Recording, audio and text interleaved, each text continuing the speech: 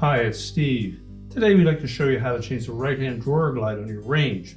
It's a really easy repair. Let me show you how we do it.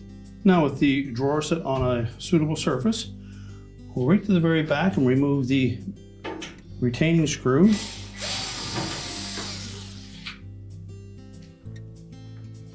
And we'll slide the old glide off to the side, remove it. We can discard that. To install the new one, we want to make sure that the elongated piece runs up along the side. That short piece that the screw fits into will go underneath and line up with the screw hole. And there's also a little tab on the side here that we need to line up with that slot at the rear. Make sure it sits flush up against the side of the drawer, and then we can reinstall the screw.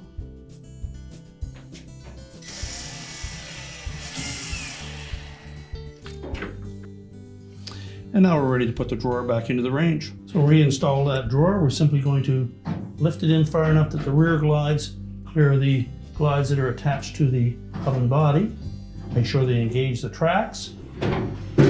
Push it firmly into place. And your repair is complete.